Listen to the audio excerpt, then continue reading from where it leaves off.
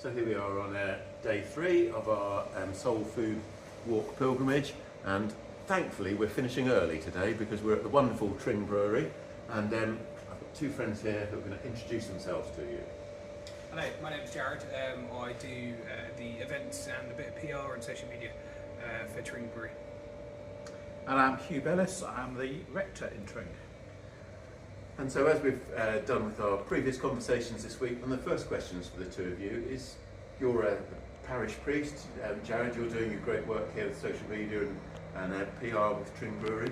In what ways do the institutions you serve in different ways serve the local community and nourish the local community, bring people together?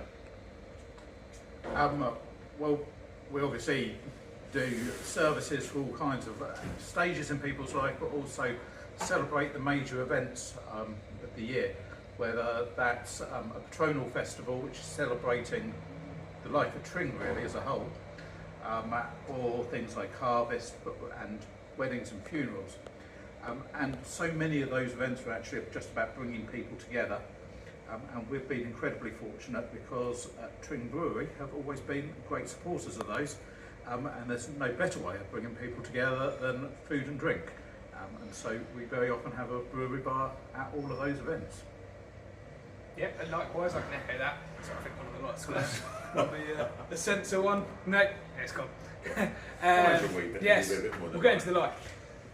Good turn of phrase. Yes, exactly. Into the light. Yes, we can echo that here. I mean, historically, beer has always been about bringing people together.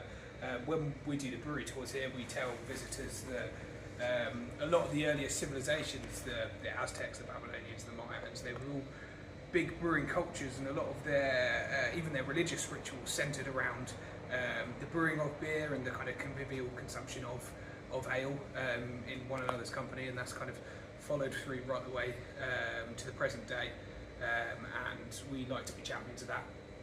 Beer, of course, is an alcoholic drink, but it's the cask ales that we produce that are kind of natural to Britain are generally lower strength, so they're good long drinks. They're the perfect accompaniment to a social setting like a night out in the pub with your friends.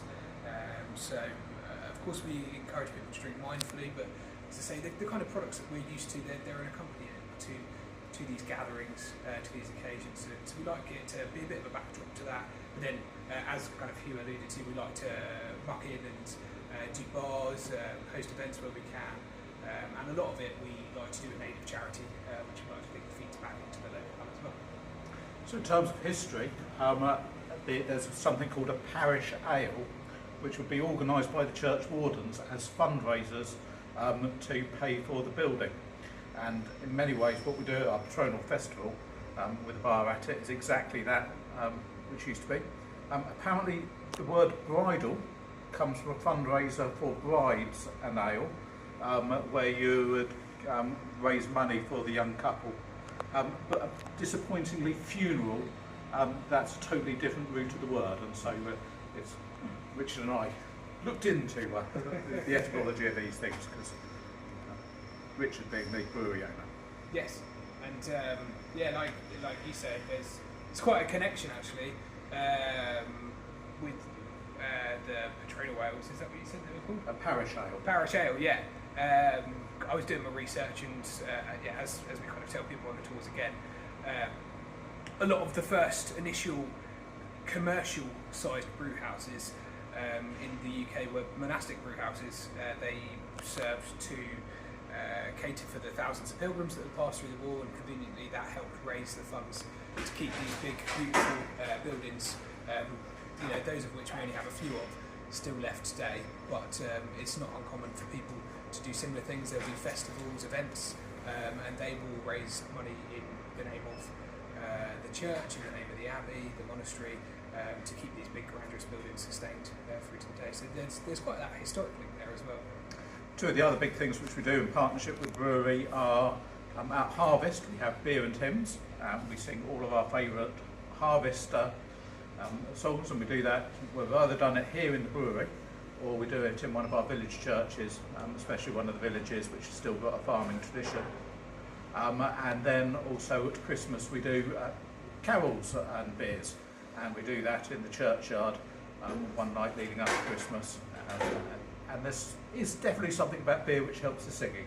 Yes, a social lubricant, as people have called it, and it is certainly linked into agriculture as well, in the most literal sense of kind of feeding people around harvest time.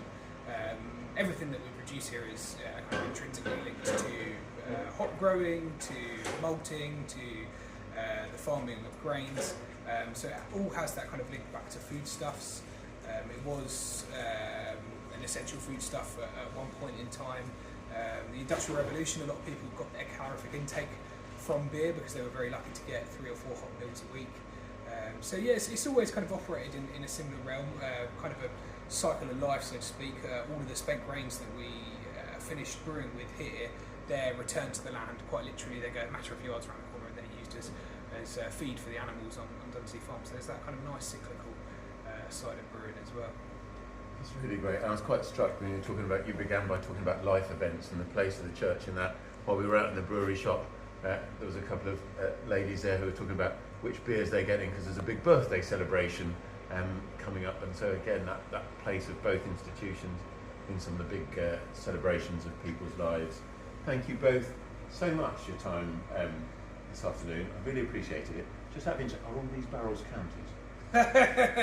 I'm sure we might be able to shave one off the market. Yeah. That's it. And it's very telling that out of the 3 of us, it's the 2 Anglican priests who have a beer on the go at the moment. No, stone cold sober, stone cold sober. Jared, thank you so much for your pleasure. time. Father Hugh, thank you again for your time too.